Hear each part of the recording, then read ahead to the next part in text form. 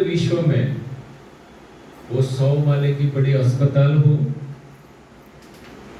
या कोई हरिद्वार में जैसे कोई मठ है, मंदिर है, वहां भी वही है। किसी की कृपा हो जाए, किसी के आशीर्वाद मिल जाए और मैं ठीक हो जाऊं। मैं हूं वैसा हूं, मैं चेंज नहीं होने वाला हूं। बस कुछ करो कि मेरी बीवी चेंज हो जाए, कुछ करो मेरे हस्बैंड चेंज हो जाए, मेरे बच्चे ठीक हो जाए, मेरे अड़ोसी पड़ोसी ठीक हो जाए, मेरे बॉस ठीक हो जाए, मेरे वर्कर्स ठीक हो जाए, मेरे सप्लायर्स ठीक हो जाए।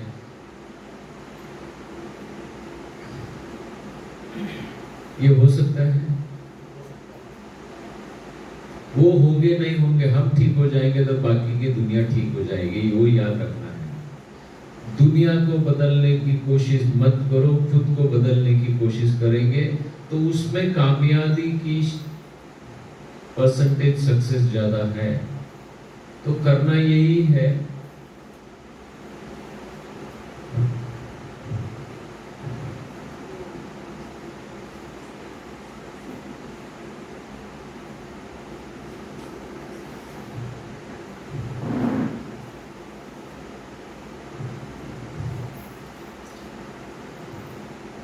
अभी पूरा रास्ता है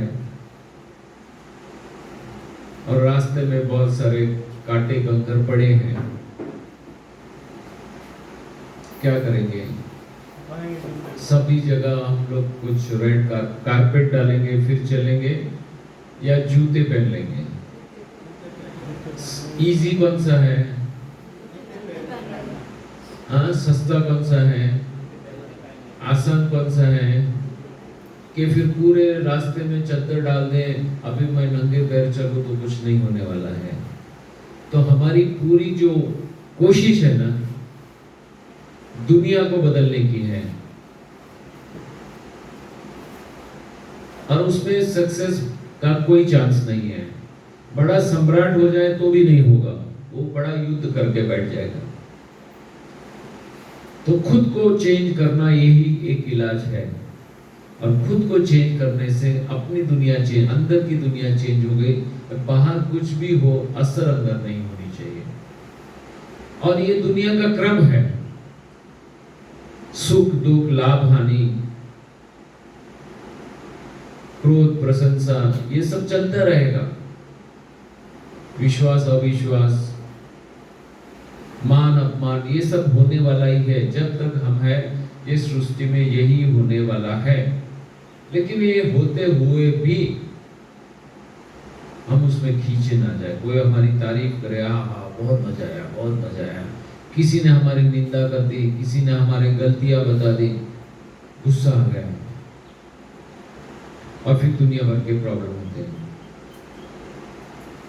गुस्सा कितने को आता है? हाथ ऊपर करें।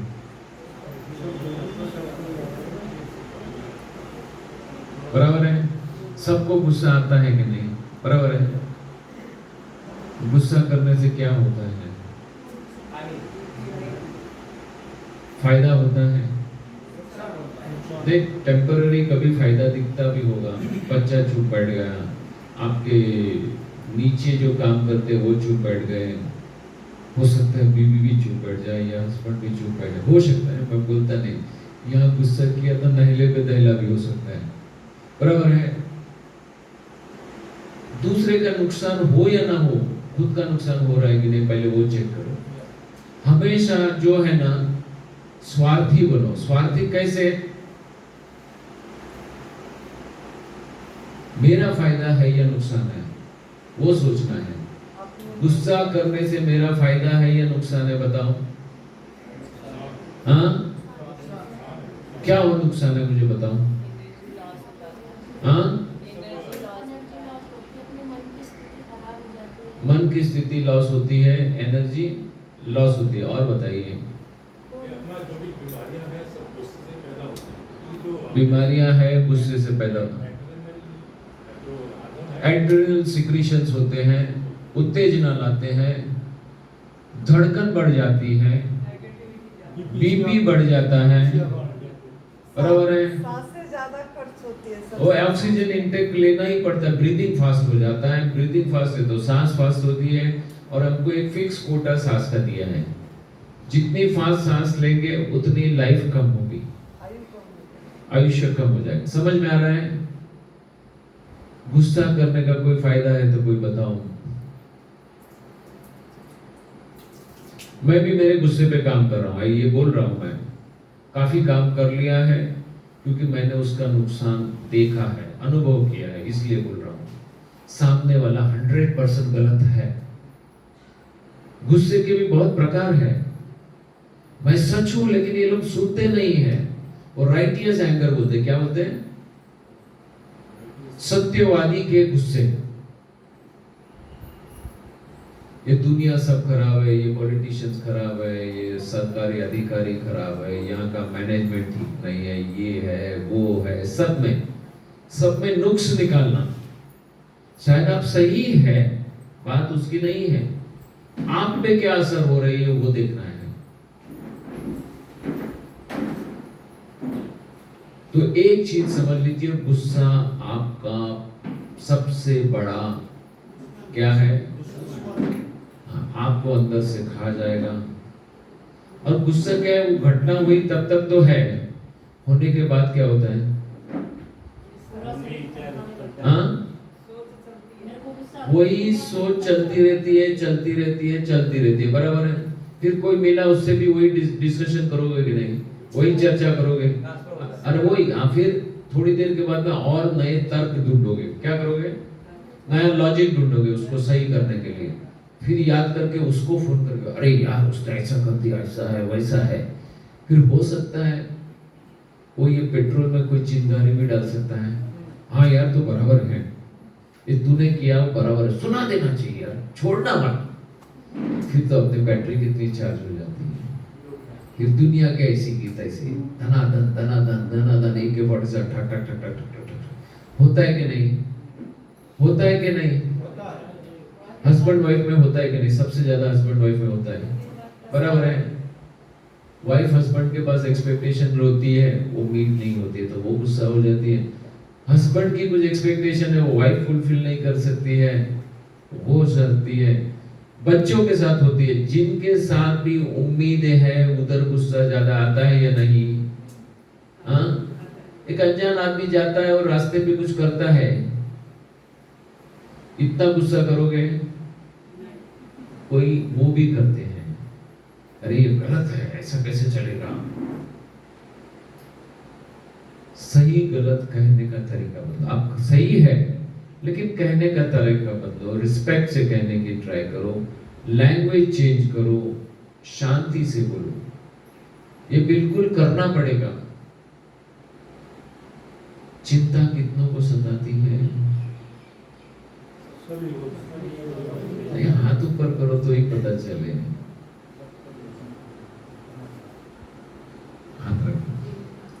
चिंता और चीता में क्या फर्क है बताओ? चिंता आपको चीता की ओर ले जा सकती है। देखो, उसका जवाब आपके पास नहीं है, इसलिए वो चिंता है, बराबर है। आंसर तो है ही नहीं, क्या करूंगा पता नहीं, बस होगा तो क्या। आप भविष्य की कल्पनाओं में चले जाते हैं।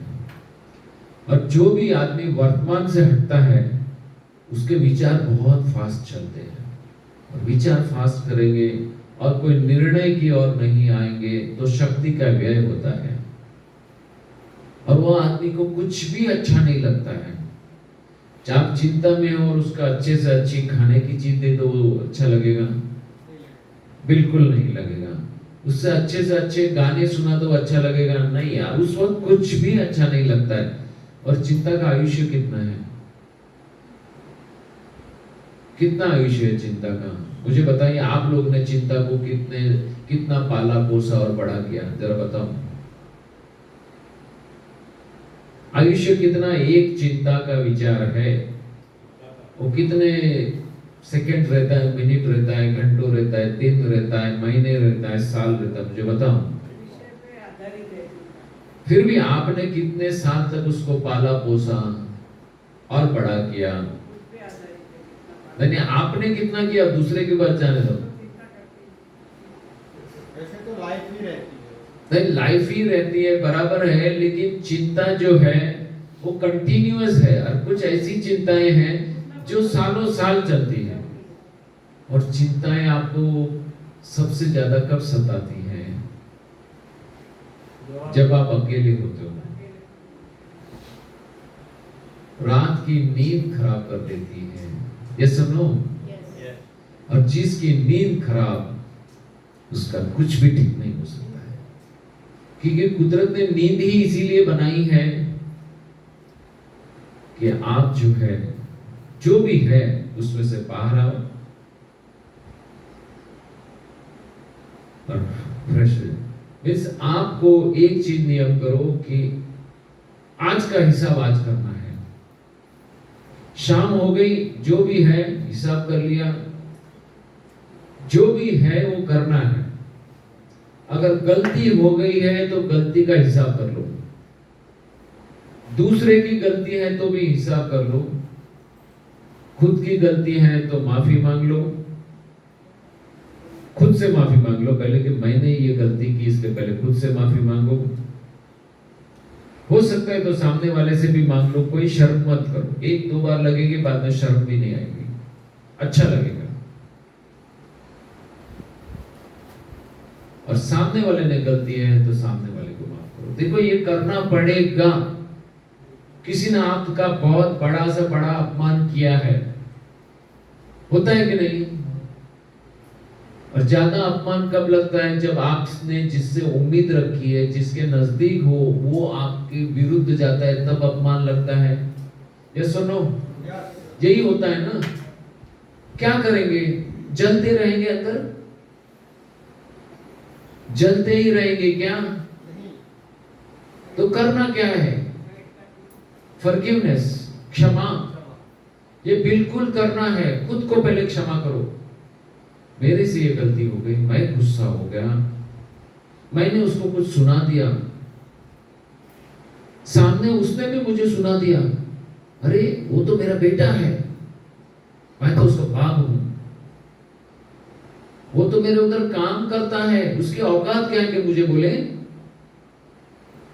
ऐसे बहुत सारी चीज आपको बहकाएंगे, पेट्रोल डालेंगे आपकी अग्नि में। उसमें उलझना नहीं है, क्योंकि मैं जल रहा हूं, मुझे जलना नहीं है। पहले तो खुद को क्षमा करो कि मैं जल रहा हूं, खुद को क्षमा कर दो, खुद से माफी मांग लो। फिर उसने जो भी किया है, उसकी मन की कोई स्थिति थी तब किया है, कुछ था, उसको भी लगा इसलिए उसने किया। तो आपको करना क्या है? उसके एंगल पे बैठना है। मान लो मेरा इनके भाई साहब के साथ कुछ हो गया, मुझे पहचानता नहीं, लेकिन मान लेता हूं, मैं उसकी जगह बैठता और सोचता तो शायद वो सही थे। मैं मेरी जगह बैठा हूं, मैं सही हूं, वो उसकी जगह से सही है। उसकी मान्यताएं कुछ और थी, मेरी मान्यता कुछ और थी, उसका अनुभव कुछ और था, उसका मेरा अनुभव कुछ और था। वो कोई और पीड़ा में था, इसलिए उसने गुस्सा मेरे पे निकाल दिया। मैं कोई और पीड़ा में था, मैंने गुस्सा इस पे निकाल दिया। कुछ भी हुआ, उसके एंगल से जब सोचना चालू करोगे, तो ये जो राइट और रॉन्ग जो होता है ना, राइट रॉन्ग, उसमें से हम बाहर निकल सकते हैं। क्षमा देना बहुत आसान होता है। हर चीज को अलग अलग एंगल से देखो, उसको बोलते हैं अनेकांतवाद। क्या बोलते हैं? हर चीज को एक ही एंगल से मत देखो, हर एक चीज एक ही एंगल से मत देखो, अलग अलग एंगल से देखेंगे तो कहीं ना कहीं उसका आंसर मिलेगा। कहीं ना कहीं आपका गुस्सा है, द्वेष है, दुर्भावना है, वो क्षीण हो जाएगी। तो वो एंगल से देखने का चालू करो। इसको मैंने उसके एंगल से देखा, मेरे एंगल से देखा, उसके एंगल से, फिर मैं एक तीसरा आदमी हूं। कौन हूं? मैं ये भाई साहब को पूछ रहा हूं। किसको? आपको क्या लगता है वो, उसको मेरे साथ कोई लेन देन नहीं है, आपके साथ लेन देन नहीं, तो वो कौन है? तटस्थ है। कौन है? अभी मैं तटस्थ भाव से आपकी भी सुनता हूं, मेरी भी सुनता हूं, आपकी भी सुनता हूं, मेरी भी सुनता हूं। तो तटस्थ भाव से अभी तीनों रोल करना किसको है? खुद को करने हैं। तीनों रोल करने हैं। मेरा रोल तो मैं करता हूं, उनका भी रोल मैं करूंगा। तीसरा आदमी जो है तटस्थ है, उसका भी रोल कौन करेगा? मैं ही करूंगा। अपने रोल चेंज करोगे। और जब भी मैं तटस्थ भाव में आऊंगा तो शायद मुझे सत्य समझ में आएगा और मुझे ये गुस्से से बाहर आना, ये चिंता से बाहर आना या अन्य कोई भी विकार है उससे बाहर आना आसान है। तो ये प्रैक्टिस करने की चीजें हैं।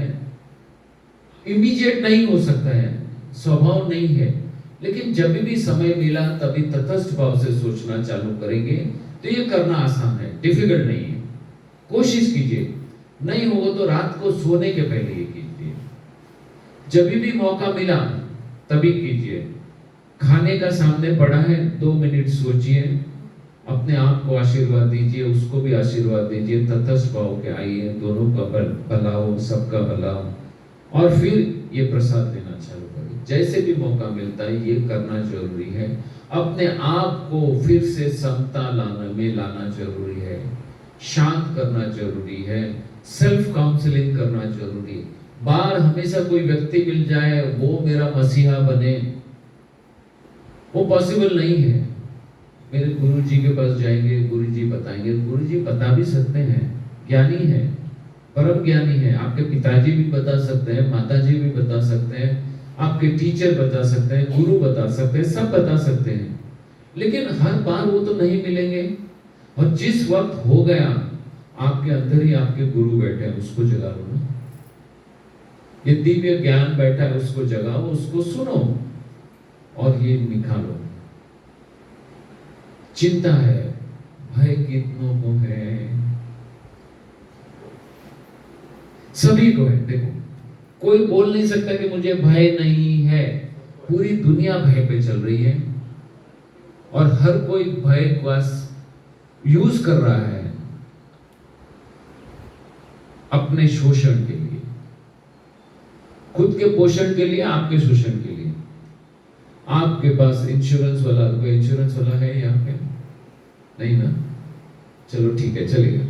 आप जब इंश्योरेंस पॉलिसी बेचने जाते हो तो कब जाते हो और कहां जाते हो?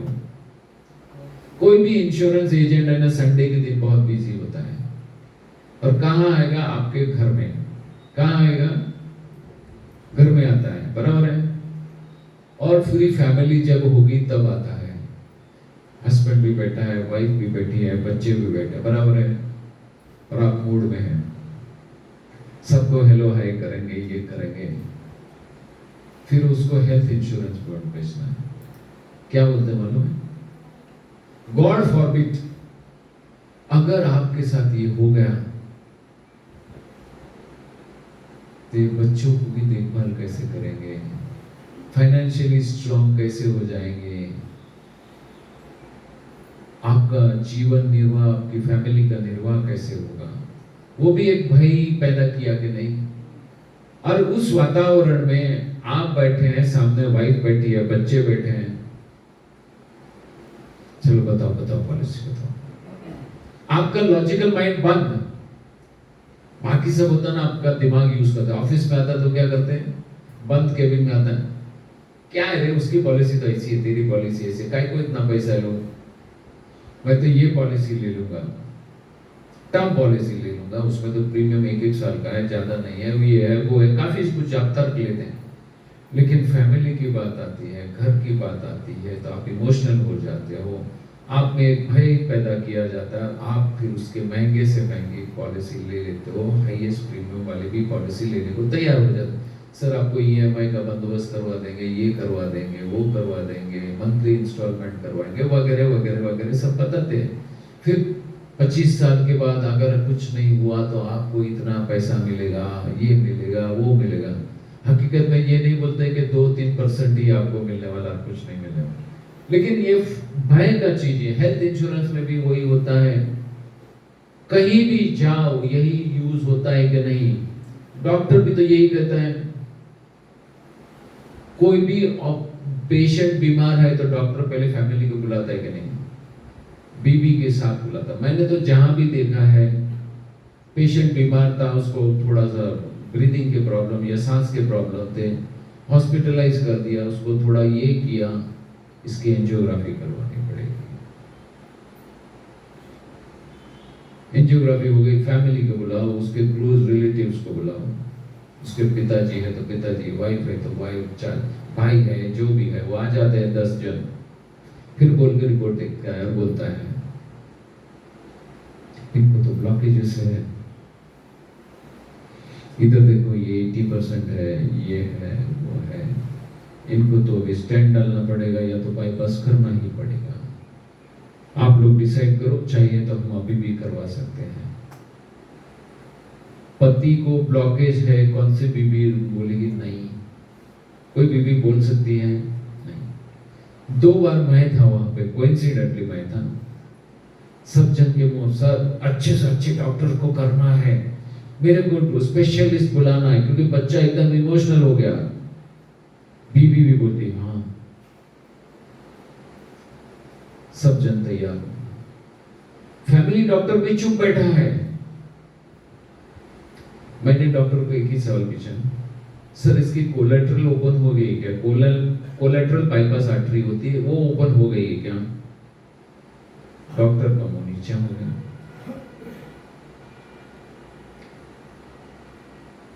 अज्ञान का फायदा लिया जा रहा है। कोलेट्रल बाईपास आर्टरी क्या होती है मैं वो भी बता देता हूं कि कुदरत ने अपना अद्भुत शरीर बनाया है। एक रास्ता बंद हो गया तो दूसरा रास्ता खोल देता है। समझ गए क्या बताया मैंने? वो दूसरी बाजू से रास्ता बना देता है, तो खून यहां से नहीं जाएगा तो यहां से जाएगा। और ये प्रॉब्लम कब से था? को तो काफी टाइम से था। इतने साल टिक गया है तो और भी टिक जाएगा, क्योंकि कोलेट्रल बाईपास आर्टरी हो गई। तो मैं सर कोलेट्रल तो ओपन हो गई, is it very risky? Can we give some time? सोच के कर सकते हैं क्या? नहीं, वो आपकी चॉइस, हम तो आपको ऐसा नहीं बोलेंगे। नहीं, हमको सेकेंड ओपिनियन लेना। मैंने क्या बोला? तो 1 हफ्ते के बाद अगर वो करेंगे तो चलेगा क्या? नहीं, वो डिसीजन आपको लेना है। निकल के आ गए। दूसरे एक डॉक्टर को पहचानते थे, वो जनरली ऑपरेशंस को अगेंस्ट जाते हैं। तो जो भी उन्होंने जो रिपोर्ट निकाला उसकी एक सीडी देते हैं। वो सीडी लेके गया, सीडी लेके उसने देखा और बोलता हाँ ये देखो ये कोलेट्रल ओपन हो गई, ये हो गया, कोई चिंता नहीं है। जो डॉक्टर ने 25 दवाइयां बोली थी उसको आधे से भी कम कर दी और उन्होंने बोला जाओ। और आज 8 साल हो गए वो ऐसे ही है, विदाउट ऑपरेशन। बराबर है? तो हमारे जीवन में भी समस्या आएगी। कुदरत कोलेट्रल वो रास्ता खोल देता है। याद रखो, एक समस्या आई है तो उसका सॉल्यूशन भी है। आपको और मजबूत होना है तो आपका भी कोलेट्रल रास्ता खुल जाएगा। तो तकलीफ आएगी तो झुकना नहीं है। समझ गए? समस्या आएगी आपको और मजबूत करने के लिए। समस्या आएगी तो उसको वेलकम करना। क्या करना है? आई है तो मुझे और एक मौका मिला है कुछ और सीखने के लिए, अपने आप को और मजबूत करने के लिए, और मैं औरों को इंस्पायर कर सकता हूं, औरों के लिए मैं प्रेरणा बन सकता हूं। बाकी छोड़ यार, कुछ मजा नहीं, झंझट नहीं चाहिए। ये हमारा स्वभाव हो चुका है कि नहीं? कई को टेंशन पालने का, मगजमारी नहीं करने का, ये होता है। लेकिन समस्या आई है, मेरे से जो अच्छे से अच्छा होगा करूंगा। शांत होंगे तो ही कर पाएंगे। आपका प्रॉब्लम है, बाजू वाले को पता भी नहीं चलना चाहिए कि प्रॉब्लम है। मेरा खुद का एक एक्सपीरियंस बताता हूं। एक हमारे सीनियर है, मैं उनको बहुत अच्छा मानता हूं। मुझे फोन आया, इस बॉम्बे में पता है आपको 2006 में बहुत पानी आया था, पूरा बॉम्बे पानी में चला गया था। उसके 2-3 दिन के बाद मुझे फोन आया, अरे प्रदीप भाई आपके पास ये इंस्ट्रूमेंट कुछ पड़े हैं क्या, रेडी है क्या? मुझे इमीडिएट चाहिए। तो बोला इमीडिएट रेडी नहीं, मैं हफ्ते 10 दिन में कर दूंगा। और कितने चाहिए? तो बोलते इतने। मतलब एक साथ इतने क्यों चाहिए? कुछ बताया नहीं उन्होंने। नहीं चाहिए। नहीं फिर भी क्या एकदम इमरजेंसी क्या है? मैंने पूछा। तो बोलता हमारी पूरी फैक्ट्री पानी में डूब गई है और मेरे कस्टमर जो है उनके ऑर्डर्स पेंडिंग है, मैं उनको कस्टमर को नाराज नहीं कर सकता हूँ। मेरे वर्कर्स भी ऐसे ही बैठे हैं पिछले 4 दिन से, तो मैंने मेरी पूरी फैक्ट्री दूसरी जगह शिफ्ट की है और मुझे वो चालू करने, इंस्ट्रूमेंट तो सब पानी में डूब गए हैं, तो आप हो सकता है तो मुझे चाहिए ताकि मैं फैक्ट्री चालू करूं और मेरी कमिटमेंट जो मेरे कस्टमर्स को है टाइम पे सप्लाई करने की, वो मुझे पूरी करनी है। देखो क्या सोच है।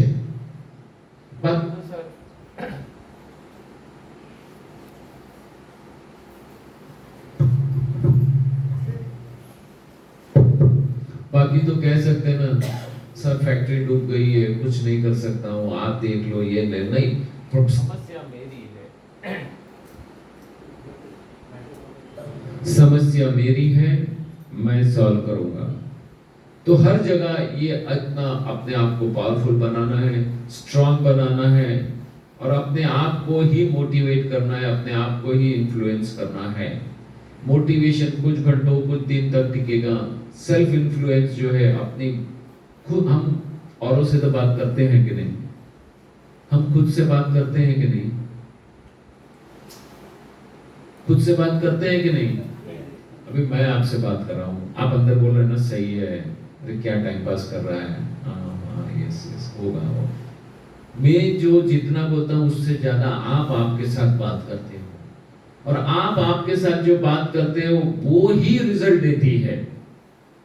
अभी पिछले 2 दिन से मैं बोल रहा हूँ, आज भी शायद दोपहर तक मैं बोलूंगा। आपने अपने साथ क्या बातचीत की वही फर्क है, समझ गए। मैं मेरे से क्या बात करता हूं, आपने अच्छी चीज ली तो अच्छी बात करोगे, बुरी चीज ली तो बुरी बात करोगे। ऐसा थोड़ी होता है यार, फास्टिंग फास्टिंग की क्या बात कर रहे हो यार, कहीं पे ऐसा बताया नहीं गया। सभी ने बोला खा पी के मजा करो, खा पी के मजा करो, लेकिन खा पी के मजा नहीं हो सकती है, समझ लीजिए। तो जैसा आपको समझ में आया कि ज्यादा खाने से क्या प्रॉब्लम होता है, ज्यादा सोचने से क्या प्रॉब्लम होता है, नकारात्मक सोचने से क्या प्रॉब्लम होता है, हमारे शरीर पे क्या हानि होती है। कभी खा पी के नहीं मरना है,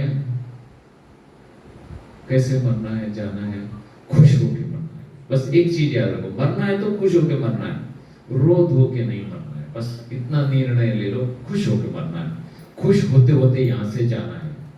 अभी खा पी के मरना मत बोलेंगे, क्या बोलेंगे, खुश होते होते ये दुनिया छोड़नी है। मरना भी वर्ड मत यूज करो, क्या बोलेंगे, खुशी खुशी यहाँ से जाना है, खुशी खुशी यहाँ से विदाई लेनी है। ये प्रोग्रामिंग आपकी चेंज कर दो, मुझे खुशी खुशी यहाँ से विदाई लेनी है। और फिर देखो आपकी बॉडी की पूरी सिक्रीशन चेंज हो जाएगी, केमिस्ट्री चेंज हो जाएगी, आपका थॉट पैटर्न चेंज हो जाएगा। एक ही वर्ड याद रखो, हंसते हंसते यहाँ से जाना। यहाँ से भी आज नहीं तो कल आप यहाँ से भी जाओगे, हंसते हंसते जाओ। कुछ ऐसा देके जाओ कि यहाँ वाले भी हंसे, उनको भी लगे कि हाँ ऐसे लोग यहाँ आए थे, कुछ दे के गए, आज भी यहाँ पे ये रोशनी उनकी वजह से उड़ रही है। और कुछ ऐसा करे कि आपके जीवन में कुछ देते जाए देते जाए देते जाए, खुशियां बांटते जाए, जो है वो बांटते जाओ। और मैंने कल भी आपको बताया था, आज भी बताता हूं, जो भी भौतिक चीज है आप यहां से नहीं ले जा सकते हो। जितनी भौतिक चीज संग्रह करोगे उतना आप पे बोझ बढ़ रहा है। अगले जन्म में ले जाना है तो क्या करना है,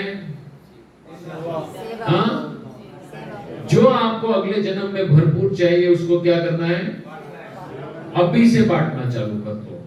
ज्ञान है तो ज्ञान बांटना चालू कर दो, खुशी है तो खुशी चाहिए तो खुशी बांटना चालू करो, प्रेम चाहिए तो प्रेम बांटना चालू करो, वैभव चाहिए तो वैभव बांटना चालू करो, धनवान होना चाहिए तो धन बांटना चालू करो। जहां भी खुशी मिलती है वहां धन, अरे यहां से मुझे कुछ ज्ञान मिला, खुशी मिली, बांटो, बांटते जाओ बांटते जाओ बांटते जाओ। और फिर देखोगे कि यहां से जाओगे तो आप अकेले, सांस भी नहीं लेके जाओगे, लेकिन जहां भी जाओगे आपने पहले ही कुरियर कर दिया, क्या किया है, डाल दिया है। और वो कुरियर जो है आपकी नई जहां डेस्टिनेशन है, जहां पे आपको, वहीं पे आप फिर से वो कुरियर रिसीट आपके साथ में है, और वो कुरियर जो है आपको आके दे देगा, अपने समय से आके दे देगा। तो कितनों को लगता है ये कर सकते हैं? तो ये करो और देखो आपको कितना आनंद आएगा करते वक्त। तो ये जो भी बांटना है बांटो, धन है, वैभव है, ज्ञान है, कुछ भी आपके पास है, कला है, वो भी बांटो, सबको बांटो। जैसे आप बांटते जाओगे आपका भीतर का आनंद तो बढ़ेगा ही, क्योंकि अभी आप आनंद भी बांट रहे हो। हर चीज को आपने क्या किया? आनंद में कन्वर्ट कर दिया। किस में कन्वर्ट कर दिया? खुशी में कन्वर्ट कर दिया, आनंद में कन्वर्ट कर दिया, प्रेम में कन्वर्ट किया। इसके ऊपर कोई चीज है? तीन के, हाँ, खुशी, शांति, प्रेम, आनंद के ऊपर कुछ है? यही अनुभव आपको होगा जब भी करोगे तब ये करो। शुरुआत में थोड़ी तकलीफ होगी, क्योंकि हमारा स्वभाव जो है कंजूस है, मक्खी चूस है। मक्खी चूस का वर्ड मीनिंग मैंने कल समझा दिया था, लेकिन इसके ऊपर निकलना ही पड़ेगा। और ये प्रयोग आप करेंगे, आपकी बीमारी कोई भी हो जाएगी। या मैं जानता हूं कोई कैंसर पेशेंट्स हैं, कोई ऑटो इम्यून वाले हैं, जो भी है, कहीं ना कहीं कुछ ऐसी चीज आपने पकड़ रखी है, आज भी वैसी गांठें बांध चुकी है, और गांठों को खींच खींच के करते हैं। ज्यादा दुख कब होता है मुझे बताओ? ज्यादा से ज्यादा दुख कब होता है? हाँ, दुख कब होता है? ठेस लगती है तो कब लगती है, क्यों लगती है, और ज्यादा से ज्यादा आयुष्य कब होता है? कोई अपना चला जाता अपने का वियोग क्या है? वो जो आप एक्सेप्ट नहीं कर सकते हो, अपने का वियोग, बराबर है। मान लो आपके माता पिता है, हस्बैंड है, वाइफ है, बच्चा है, ये क्या है? अपने से बहुत करीब है, और इनका वियोग जो है सबसे ज्यादा दुख देता है कि नहीं? तो ये दुख सबसे बड़ा है, और आप उसको छोड़ नहीं सकते हो। अभी माता पिता को जाके साल हो गए, सालों साल हो गए, हस्बैंड वाइफ को भी जाके हो सकते हैं, बच्चा भी बचपन में चला गया, आज वो जाके भी 10-15 साल हो गए, लेकिन आपने वो दुख पकड़ के रखा है, आज भी पकड़ के रखा है। तो ये वियोग का दुख का आयुष्य लंबा होता है, और वो अनेक बीमारियों का कारण बनता है। किसी ने आपका अपमान कर दिया बचपन में, या किसी ने आपके साथ दुर्व्यवहार कर दिया बचपन में, आप 5 साल के, 7 साल के, 10 साल के थे, और आज आपकी उम्र 40, 50, 60 साल हो गई, आज भी वो पकड़ के बैठे कि नहीं? ऐसी गांठें बांध के बैठे हैं कि नहीं? ये सुनो, कहीं ना कहीं वो गांठें हैं तो बीमारी है। तो ये जो दुख है जिसको आपने रोज पोषा है, तो बीमारी लाता है, तो उसको खुशियों में कन्वर्ट करो, खुशी वहां बांटना शुरू करो, वो दुख चला जाएगा। और कुदरत के नियम समझ लो, जो आया है वो जाने वाला है। मैंने गणपति का भी एग्जाम्पल आपको दिया था। गणपति आते हैं तो भी खुशी। अब देखो, किसी को तो कोई आता है वो भी खुशी नहीं होती है, कोई मेहमान आएगा किसको पसंद ही नहीं होता है कि नहीं? अरे किधर आ गए यार, अभी इसको खाने पीने की व्यवस्था करो, रहने की व्यवस्था करो, ये वो टेंशन होता है बहुतों को, बराबर है। अभी यहाँ शिविर में 50-60 आए, खुशी है? पूछो इनको, पूछो सुरेश भाई जी को, पूछो विनोद को, पूछो माता जी को, खुशी में है। सेवा का मौका मिला, आप लोग ने सेवा का मौका दिया, धन्यवाद कर रहे हैं। आप है तो हमको मौका मिला ना। कहीं ये प्रोग्रामिंग आप लोग चेंज कर सकते हो कि नहीं? हाँ, तो जो भी यहाँ सेवा में आए हैं इनके लिए जोरदार धन्यवाद।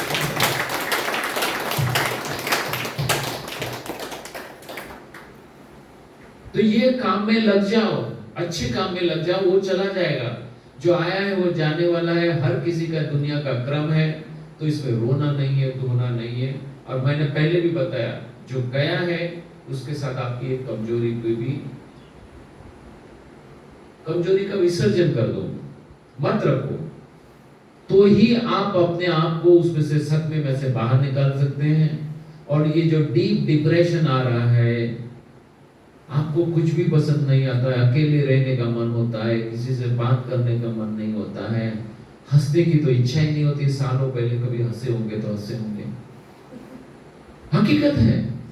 बहुत सारे सीरियस पेशेंट को हंसाया गया, क्या किया, और वो ठीक होने लगे। क्या दवाई है बोलो? तो हंसो, फिर जोर से मुस्कुरा।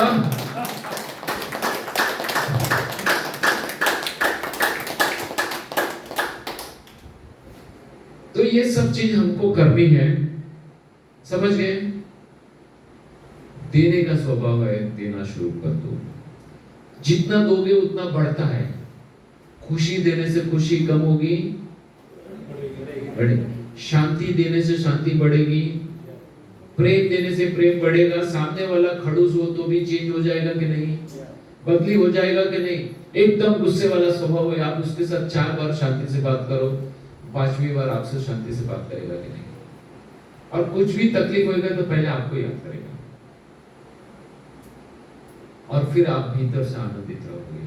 कोई बाहर की चीजें की जरूरत नहीं है।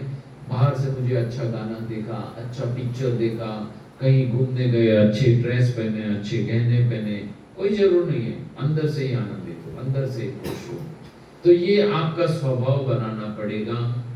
और जो चीज आप छोड़ नहीं सकते हो वो छोड़ना शुरू करो। क्या चीज छोड़नी डिफिकल्ट लगती है बताओ? गुस्सा छोड़ना डिफिकल्ट है। और धन छोड़ना डिफिकल्ट लगता है, बराबर है। और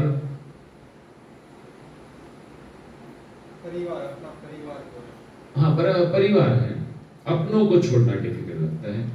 ईगो, अरे वो तो सबसे बड़ी दीवार है, वही तो सबके बीच में खड़ी है। मैं और मेरा, वही एक दीवार है, बाकी कुछ भी नहीं है। वो दीवार बहुत बड़ी है, गहरी है, मजबूत है, और ऐसी है, ऐसी माया जाल से बनी है कि कभी तो आपको पता ही नहीं चलता कि ये दीवार है। आपको लगता है ये तो मेरा गुण है, गुस्सा तो मेरा गुण है। अरे ऐसे कैसे सुन लो? कौन होता है वो मेरे को बोलने वाला? मैं उसकी माँ हूं, वो बच्चा मेरा नहीं सुने। बाप हूं, उसको खिलाया पिलाया, और वो मेरा कहना नहीं मानता, मेरे सामने बोल रहा है। मैं उसका बॉस हूं, वो मेरी सुने या मैं उसको सुनूं? लॉजिकली तो सब सही दिखता है कि नहीं? लॉजिकली यू आर राइट,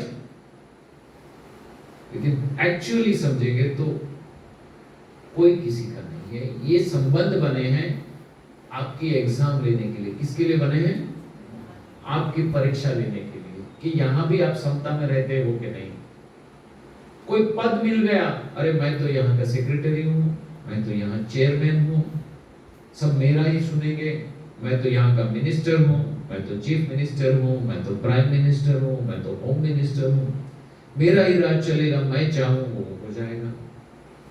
आपको कुदरत ने कोई जिम्मेदारी दी है, आपकी टेस्टिंग कर रहा है।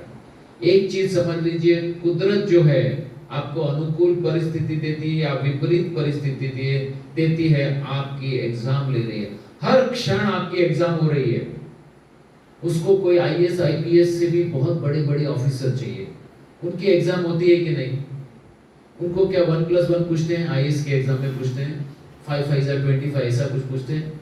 कुछ ऐसी जटिल समस्याएं पूछी जाती है, कुछ ऐसी जनरल नॉलेज पूछी जाती है जो सामान्य तक इमीडिएटली किसी को याद नहीं आती। बराबर, आप पीएचडी करते हो तो किसी छानबीन में करते हो, तब जाके मिलती है ना, बराबर है। तो कुदरत है, वहां भी एग्जाम होती है। रियल लाइफ में हर क्षण आपकी एग्जाम है, प्रति क्षण आपकी एग्जाम हो रही है। और एग्जाम कौन ले रहा है? कौन ले रहा है? वो परम शक्ति ले रही है, बराबर है। वहां कुछ पैसे देके कुछ हो सकता है, लेन देन का हिसाब हो सकता है, उसको पटा सकते हैं।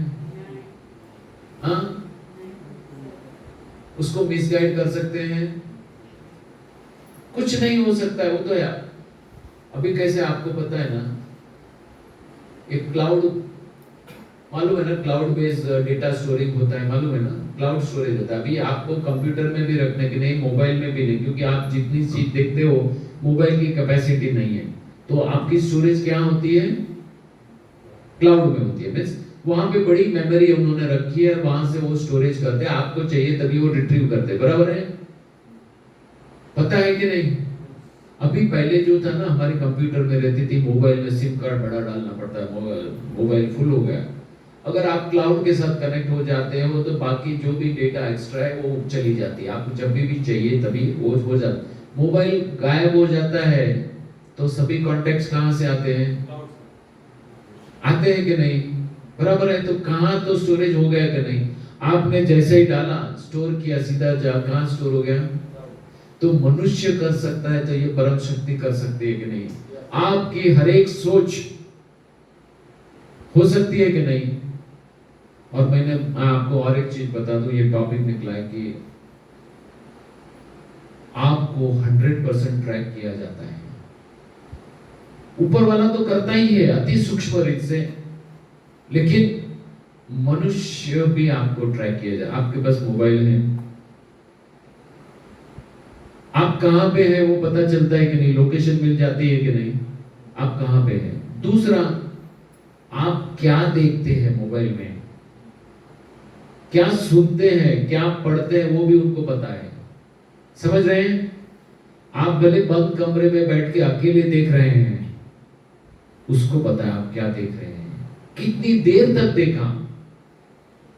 तो ये मत समझो कि मैं क्या कर रहा हूं किसी को पता नहीं है, उनको भी पता है। ये पूरी टेक्नोलॉजी है। आपकी कुंडली ज्योतिष ने बनाई, वो सही है गलत है पता नहीं, लेकिन वो आपकी कुंडली बना रहे हैं। मैं कैसा हूं, आप कैसे हैं, ये कैसे हैं, वो कैसे हैं, उनको पता है। कुंडली उनके पास है और रोज अपडेट होती है वो कुंडली। तो ये मत सोचो कि मैं क्या हूं किसी को पता नहीं, मैं जो दुनिया को दिखाता हूं मैं हूं, नहीं। अभी ये कुंडली किनके पास है? कुछ लोग हैं जिसका वश है ये, जो इलाइट लोग बोलते हैं, जिनके पास ये टेक्नोलॉजी है, उनके पास सबकी कुंडली है। जिनके पास जितने भी मोबाइल है उनके पास ये उनकी कुंडली उनके पास है। छोटा बच्चा भी वो क्या देखता है क्या नहीं देखता, अगर कार्टून देखता है, ये देखता है, तो उसको पता ये है। यहाँ आके भी आप क्या देख रहे हो, न्यूज देख रहे हो, पॉलिटिक्स देख रहे हो, या कुछ अच्छा अध्यात्म देख रहे हो, कोई नॉलेज देख रहे हो, कोई साइंस देख रहे हो, या कोई अश्लील साहित्य देख रहे हो, या चीप कॉमेडी देख रहे हो, वो सब उनको पता है। कितना रोज देखते हो, क्या पढ़ते हो, क्या बोलते हो, वो सब उनको पता है। अभी ये आपकी कुंडली किसके पास है? कोई दिव्य शक्ति के पास है? लगता है कि वो दिव्य लोग हैं, वो आप पे राज कर रहे हैं। क्या कर रहे हैं? आप पे राज कैसे कर रहे हैं? आपके पॉलिटिशियंस पे राज कर रहे हैं। आपके पॉलिटिशियंस की भी कुंडली उनके पास है, तो उनको बता देते, देख भाई तेरी कुंडली ये है, तू राज करता है वो ठीक है, लेकिन हम बोलेंगे ऐसा राज कर। और वो कोई भलाई करने के लिए नहीं आए, हमारा शोषण करने के लिए है। इसीलिए कोई भी सरकार आए बहुत सारा अच्छा काम नहीं कर पाती है, अगर उनके इंटेंशन भी है, क्योंकि कहीं ऊपर से इंस्ट्रक्शंस आते हैं, क्योंकि उनके पाप जो है वो उनको पता है। समझ गए? जब मनुष्य ये कर सकता है तो ये परम शक्ति कितना कर सकती है। आपके पास मोबाइल नहीं हुआ तो भी आपका कनेक्शन उसके साथ है। आप जंगल में अकेले चले जाओ, विदाउट मोबाइल चले जाओ, उनके पास कोई रास्ता नहीं आपको ट्रैक करे, लेकिन वो परम शक्ति के पास पूरी शक्ति आपको ट्रैक करे। अरे वो शक्ति पूरे ब्रह्मांड को कंट्रोल कर रही है। तो जो शक्ति परम ब्रह्मांड को कंट्रोल कर रही है, करोड़ों करोड़ों तारों को कंट्रोल कर रही है, वो अपनी साल करोड़ों साल से घूमते हैं कि नहीं? एक नियम से वो भी घूम रहे हैं। दिन रात होती है, ठंडी गर्मी हो रही है, कौन करवाता है? वो शक्ति भी अपने नियम से कर रही है, 1 सेकंड का भी फर्क नहीं होता है। उसका गणित है, उसका विज्ञान है।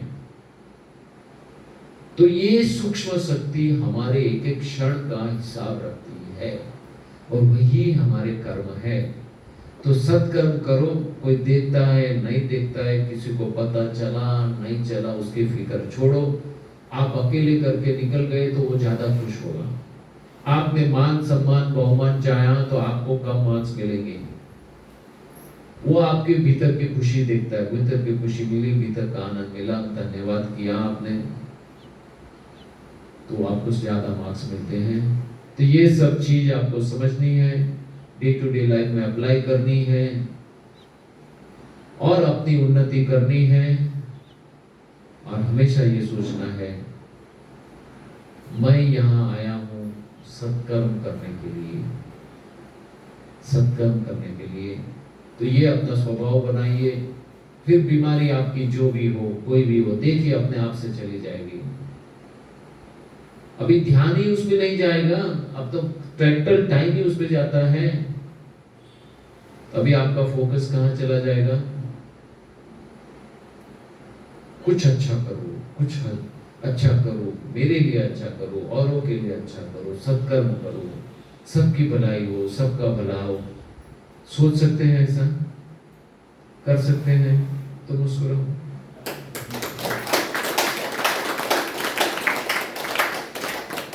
तो यही चीज करनी है, आप करते जाइए और देखते जाइए कि आपके अंदर एनर्जी कितनी बढ़ रही है। अभी आप पिछले 1 घंटे से बैठे हैं, बैठ सके ना, ऐसे ही अगर किसी ने बिठाया होता और आपके साथ गुस्सा किया होता, आप बैठ सकते थे? जो कभी नहीं बैठता वो भी बैठना चालू किए कि नहीं? नीचे कितने जन अभी नीचे बैठना चालू किए? और आप भी देखिए, जो कुर्सी पे बैठे वो भी ट्राई करो नीचे बैठने के लिए, और अच्छी चीज सुनने के लिए। अपने आप से आपके बॉडी का पेन चला जाता है। जब आप अच्छी चीज सोचते हो तब बॉडी का पेन धीरे धीरे चला जाता है। प्रयोग कीजिए, थोड़ा थोड़ा प्रयोग कीजिए और देखिए कि आपकी बॉडी का जो टॉक्सिन्स निकल रहे हैं, जहर निकल रहा है, जितना जहर निकलता है उतनी बॉडी आपकी फ्लेक्सिबल हो जाएगी। आपका मन प्रफुल्लित होता है तो बॉडी प्रफुल्लित हो जाती है। तो ये जो है सूक्ष्म साइंस है, काफी सूक्ष्म साइंस है, दवाइयों के परे का साइंस है। ये जो है अदृश्य दवाएं दे रहे हैं, दवाएं तो हम भी दे रहे हैं, दुआएं दे रहे हैं, दुआ ही सबसे बड़ी दवा है। ये आपको समझना है और खुश रहना, उससे अच्छी बड़ी कोई दवा नहीं है। तो हंसते रहो, मुस्कुराते रहो, बस यही चीज है आपको करना है। जितनी बड़ी चैलेंज होती है, जितनी बड़ी आपके सामने मुसीबत आई है, उतनी बड़ी आपके पास एक अपॉर्चुनिटी मिली है कि मैं इसके पार चले जाऊं तो मैं और मजबूत होगा, मैं और कैपेबल हो सकता हूं। तो समस्याएं आएंगी, ये मत सोचो कि ये करने से समस्या नहीं आएगी।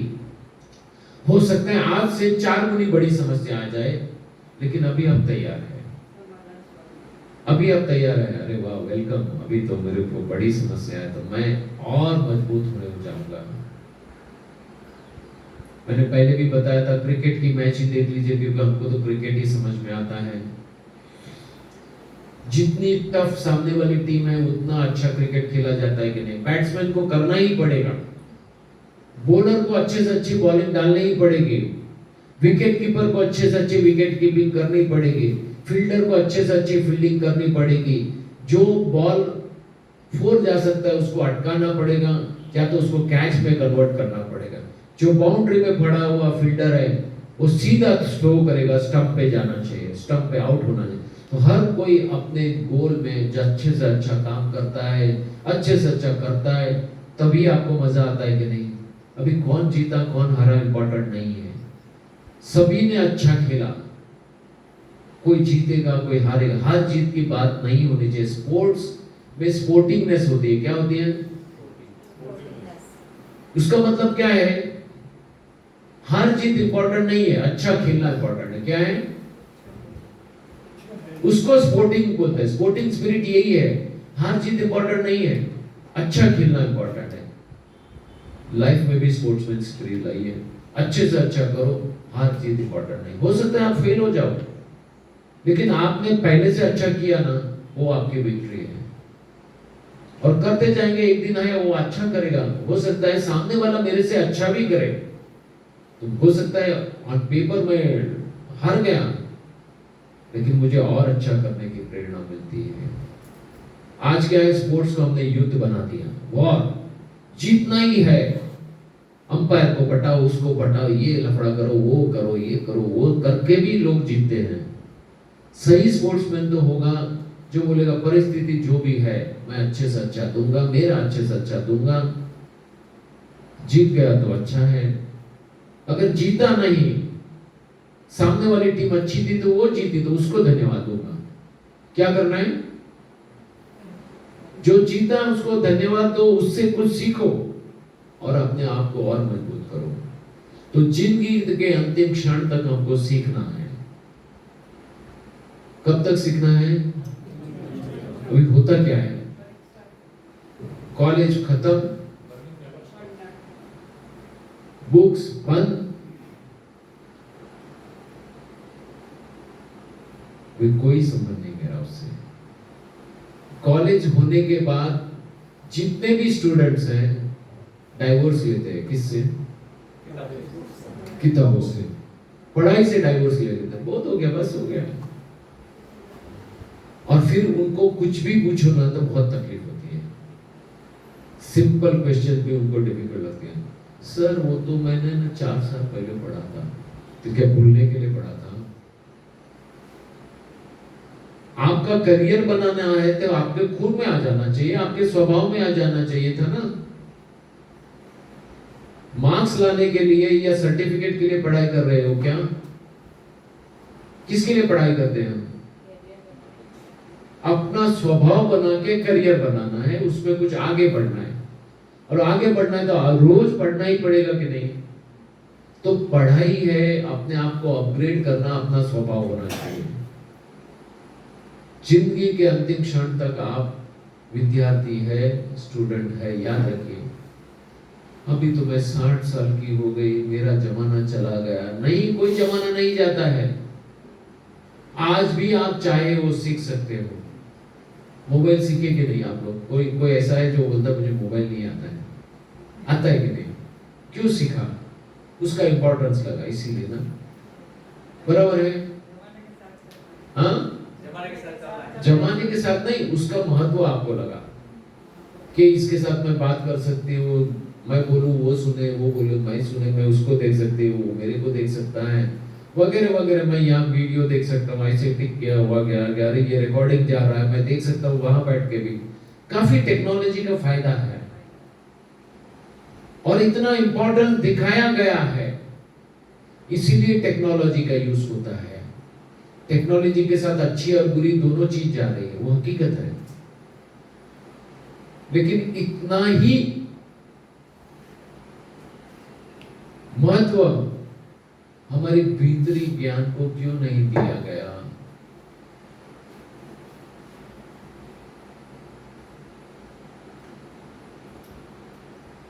हमको ये सत्य क्यों नहीं बताया गया आज तक? मुझे बहुत सारे बोलते हैं आप तो टेक्नोलॉजी वाले हो, ये वो, आपको क्या मालूम अध्यात्म? मैंने बोला आपने परोसा होता सही तरीके से, हम वो भी करते, क्यों नहीं करते? आपने शास्त्रों को, आध्यात्म को कंफ्यूज करके रख दिया, डिफिकल्ट करके रख दिया, इसलिए इंटरेस्ट नहीं आता है। पहले दिन कोई कंप्यूटर पे बिठाएगा, थोड़ी इंटरेस्ट आएगा। जब आप देखते हो अरे यार इसमें तो मेरा अकाउंटिंग भी हो सकता है, मैं ये भी कर सकता हूँ, मैं वो भी कर सकता हूँ, मैं ग्राफिक्स भी बना सकता हूँ, मैं वीडियोस भी बना सकता हूँ, मैं एडिट भी कर सकता हूँ, तब जाके इंटरेस्ट आया ना। मोबाइल में भी इंटरेस्ट उसलिए आया ना, और कुछ सीख सकते हो। तो अध्यात्म तो इससे बड़ा चीज है। लेकिन किसी ने अपनी प्रॉपर्टी बना दी, डिफिकल्ट बना दी, ताकि उनको कमजोर चेले मिले, कमजोर श्रावक मिले, जो उनकी बात में हाँ हाँ हाँ हाँ करते रहे। ये तो डिफिकल्ट है, अपने बस का बात नहीं, ये तो हमारे गुरुजी ही कर सकते हैं, ये तो महात्मा ही कर सकते हैं। अरे सभी की प्रॉपर्टी है, हर कोई कर सकता है, हर किसी को करना चाहिए। तो ये देने का स्वभाव ही नहीं था ना वहां पे भी। शास्त्र कौन सी भाषा में लिखे बताओ? संस्कृत संस्कृत भाषा में लिखे, बराबर है, या पाली भाषा में या अर्धमागधी। क्यों इसका ट्रांसलेशन हिंदी में नहीं हो सकता है आज? हिंदी तो हम सबको आती है, इंग्लिश आती है और अपनी लोकल भाषा आती है, क्यों उसका ट्रांसलेशन नहीं होता है? आज भी संस्कृत के श्लोक बोलने पड़ते हैं। अच्छी भाषा है, कोई विरोध नहीं है, अच्छी है, संस्कृत सीखे तो बहुत अच्छी बात है, लेकिन जो नहीं सीख रहे हैं, क्योंकि स्कूल में कोई सिलेबस में ही नहीं है, कॉलेज में भी तो नहीं है, धीरे धीरे तो हिंदी भी गायब हो जाएगी, एक ही भाषा रहेगी, वो अंग्रेजी। तो आदमी को समझ सके वो भाषा में नॉलेज दो ना, उस तरीके से नॉलेज दो कि वो ले सके। आप जटिल चीज बना के, हर चीज को डिफिकल्ट बना बना के परोसते हो और किसी की मोनोपोली है ऐसा बताओगे तो कैसे होगा? मोबाइल पे किसी की मोनोपोली है क्या? वो जन जन तक पहुंचा इसलिए पॉपुलर हुआ ना?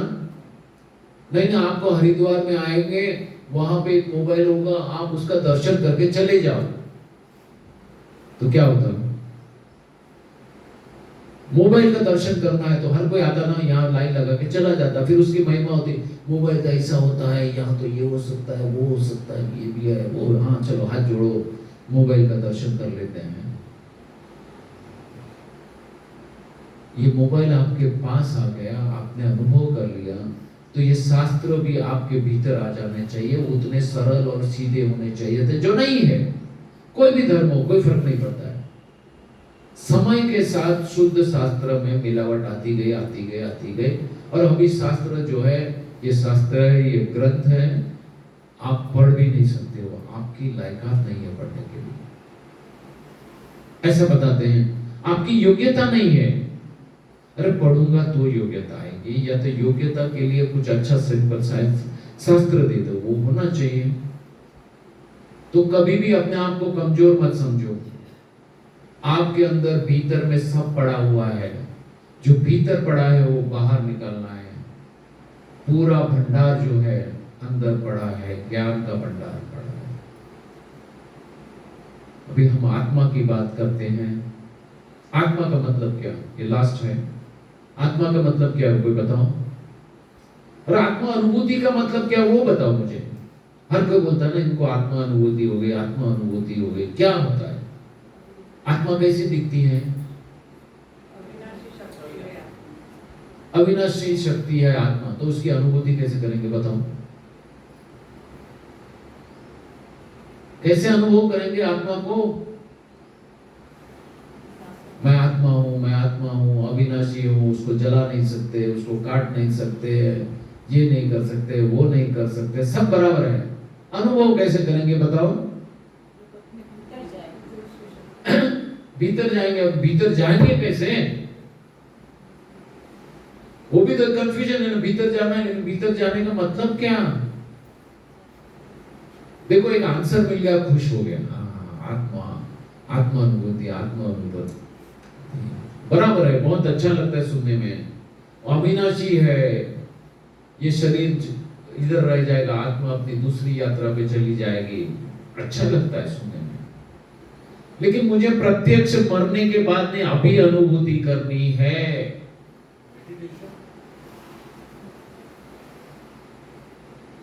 सोचो कैसे अनुभव करेंगे। बहुत सिंपल है, मैं आपको बता देता हूं, बहुत सिंपल है। देखो यहां मैंने जितनी भी चीज, मेरी पूरी कोशिश की है आपको सत्य बहुत सिंपल लैंग्वेज में समझाने के लिए। आत्म अनुभूति का मतलब है कंटिन्यूअस शांति में रहो, कंटिन्यूअस प्रेम में रहो, कंटिन्यूअस आनंद में रहो, अनकंडीशनली हैप्पी। आप रह सकते हो तो आपकी आत्म अनुभूति है।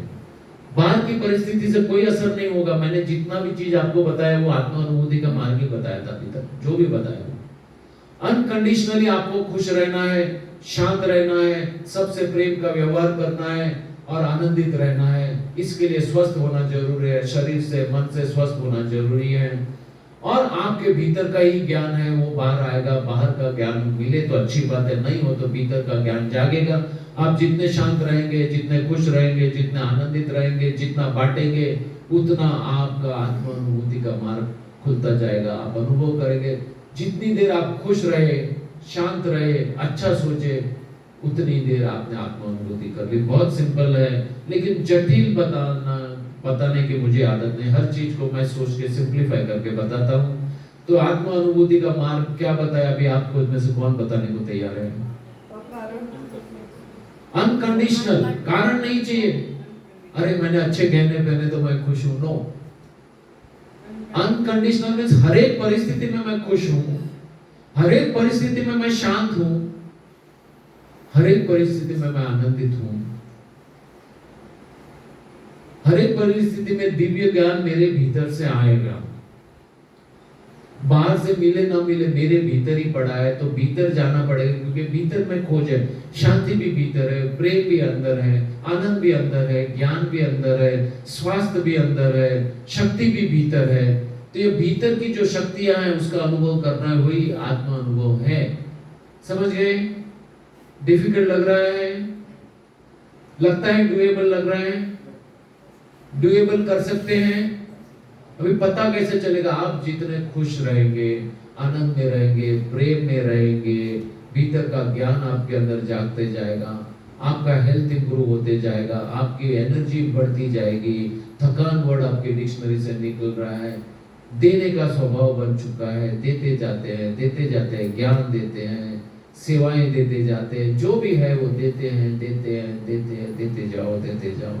और ये अनुभव का मार्ग स्वस्थ और ये स्वास्थ्य का मार्ग जो भी है, आत्मा अनुभव का मार्ग, आत्मा उन्नति के मार्ग पे आगे बढ़ो। बस यही कामना है। धन्यवाद, थैंक यू।